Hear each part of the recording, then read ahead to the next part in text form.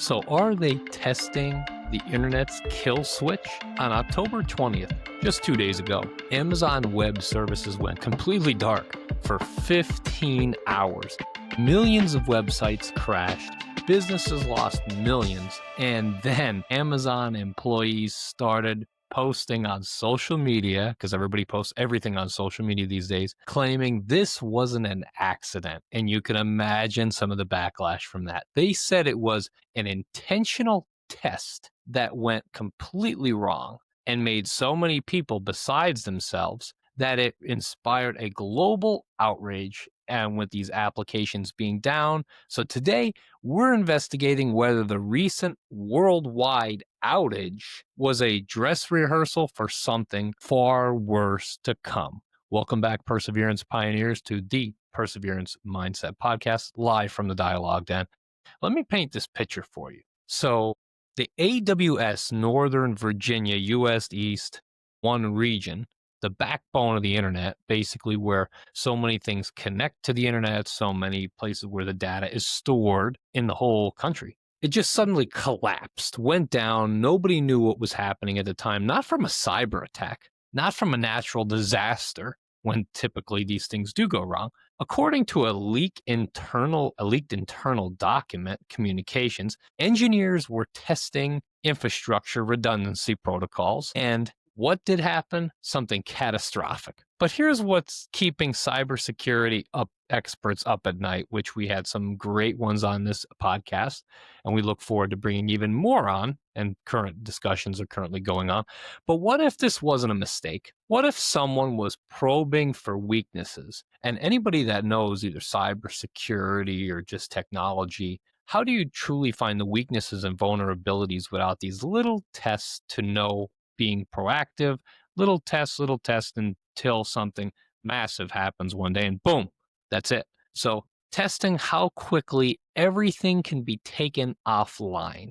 And we're living through that reality every single day. Could it actually happen? So many people saying, John, that could never happen. For all of our Perseverance Pioneers out there that are experts in business, technology, or just people willing to learn, that people in cybersecurity and technology, we've known this for years, how things were so vulnerable. And, think of the internet like a highway system. Let's make an analogy out of it. So we assume there are thousands of independent roads, which there are, right? But in reality, there's only a handful of critical intersections that all traffic must pass through, just like the internet.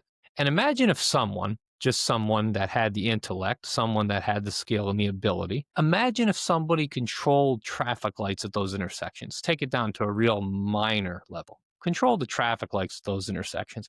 They could redirect every car to the wrong direction, the wrong destination, or stop all traffic completely in the middle of a bridge, middle of a busy intersection. That essentially is what we're talking about here. We're talking about internet infrastructure, roads, bridges, canals of our time. Even in the world of AI and artificial intelligence and machine learning, there are centralized trust points that we've come to know that are second nature to us, that we would never doubt their credibility.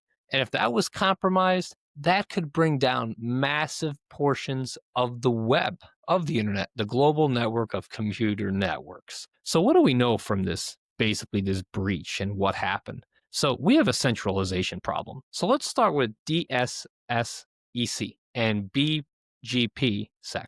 The security protocols that verify internet traffic is going where it's actually supposed to go. So both of these systems, we'll call them, relies basically on, which is DSSEC and ICANN and VeriSign, as root trust authorities, trust these systems to do exactly or whatever they're supposed to do. So these two organizations essentially hold up master keys to the internet's addressing system. If someone compromised these keys, they could redirect traffic from legitimate websites to malicious servers, and your browser would trust it completely. Not a second chance, not a doubt in the mind.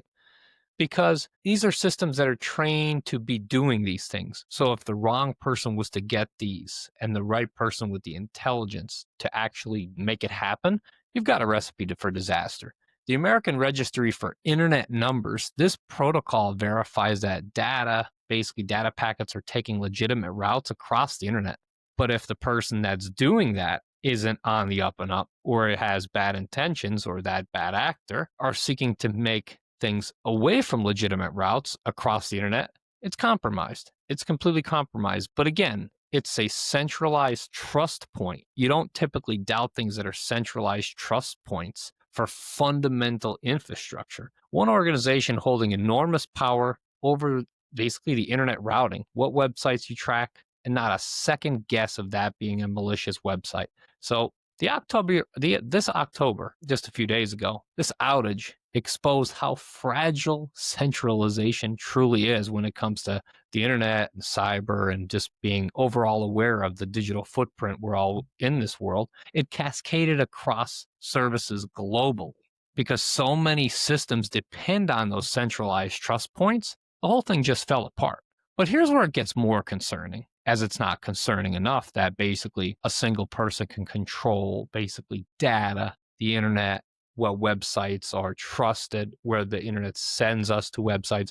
There are two primary methods bad actors use to exploit these vulnerabilities: BGP, hacking, and DNS infrastructure attacks. BGP, hijacking, is terribly simple. Basically, it's a border gateway protocol, is how the internet service providers communicate with one another and about the best routes for the actual data. But here's the problem. It operates on the honor system, the trust system. Well, I don't know about the honor system because Halloween's right around the corner. And if anybody knows that one house that used to just leave all the bags of candy out there, yeah, those bags are gone after the first few kids. Sorry to say that, but basically that's what you can trust with the honor system these days.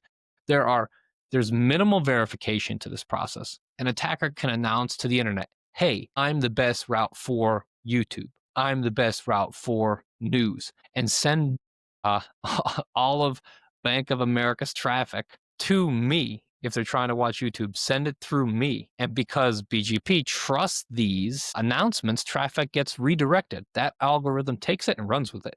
You'd never even know. And that's the scary part about it. So this isn't theoretical. This just happened just 2 days ago. And again, in 2018, hackers used BGP hijacking to steal cryptocurrency by redirecting traffic through malicious servers. You heard that right, malicious servers. So going back to 2018, then in 2008, Pakistan Telecom accidentally hijacked YouTube's traffic, trying to block it domestically, and took down YouTube globally for hours. Not a mistake, an intentional action. And it's mind-boggling.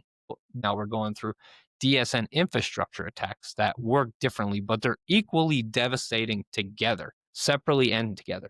So attack these servers, and you can reroute requests to fake websites that look identical to the real thing. And these are what cyber criminals love. This is their bread and butter. So they attack the servers, they get requests to basically fake websites that look identical to the real thing by copying company logos or company slogans. They harvest the passwords, they steal the financial data, and all while the victims thinks they're on a legitimate site, their banking app, YouTube, social media. They're not on a legitimate app. They're on an app where they were basically directed, they were steered to these apps to get their passwords and do God knows what.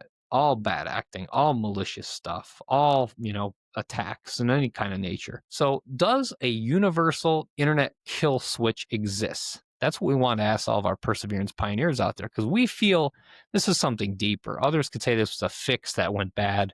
We all know about technology in our personal lives, our work life. Fixes always happen. Enhancements always happen, right? But are they happening at much more rates because we're using more technology? Valid point. But we feel that this is all leading up to something, because anybody that works in the world of cyber knows if you're not being proactive in looking for these threats and identifying them before the fact, you don't stand a chance after the fact, to be frank. So the internet's distrib of this consists of thousands of independent ISPs worldwide. Means there's no single button that someone can press. There's a certain amount of actions. There's certain amounts of things that need to happen for this level of sophistication to be successful. And that's exactly what happened here. But this is critical. These are critical, coordinated attacks targeting multiple points simultaneously to crash a system. They could achieve the same result, regardless if it's type A that we were discussing, the hijacking, or this DNS. They can achieve the exact same result, and that's what's devastating here. So imagine another scenario. Imagine a scenario where attackers compromise a major backbone provider, like a level 3 Cogent. Simultaneously, they launch DNS attacks against root servers. They hijack BGP routes for major cloud providers because everything's in the cloud nowadays. They compromise certificate authority so browsers can't verify the source connection. You get routed to that incorrect site like we were discussing, and they have you. The bad actors have you. Each attack alone will cause regional disruptions for one, but together, we talked about them separately, but together, cascading failures across continents, banking systems go offline, emergency services disrupted, supply chains utterly paralyzed, in peril for undisclosed amounts of time. You're basically at the mercy of what this bad actor or this cyber criminal is doing. So this outage basically a few days ago only showed us a preview. That's what we think here. So when one critical node basically failed, services worldwide collapsed like dominoes, if you've ever played the game. Now imagine that failure was intentional, coordinated, and targeted at multiple attempts, multiple steps across multiple, different lanes of whatever they're trying to achieve. And that's what makes this scary. So just this outage, this global outage just the past few days ago, was it only a test? We may never know for certain. Amazon's official statement blamed infrastructure redundancy, of course, protocol testing done wrong, but those leaked employee messages paint a completely different picture. So what do we know about this, to be honest? Vulnerabilities are real. I'm no cybersecurity expert, but I have many great friends, and we've invited a lot of them on the podcast here, and we have a lot of experts in multiple industries. And we asked them, hey, are these vulnerabilities real? And they say, John, they're not only real, they're happening right now. The centralized trust points exist. The attack methods are proven and they're working. We see it every day. And our entire digital infrastructure sits on a foundation far more fragile than most people realize. People feel like this could never happen to them. On the contrary, it's already happening. Banking, phone companies, critical infrastructure, utility companies, happens all the time. So whether this was accidental and an accidental stress test or a deliberate probe, it exposed the same truth. Someone with enough resources, enough coordination, could take a massive portion of the internet completely offline, disrupt payment systems, disrupt the banking world, not forever, but long enough to cause catastrophic damages regarding anything, really. The question isn't whether our internet infrastructure has a kill switch. The question is, who is testing that kill switch and what are they actually preparing? Follow us for more videos breaking down these threats, and most people never see these threats coming, but we're looking forward to breaking them all down here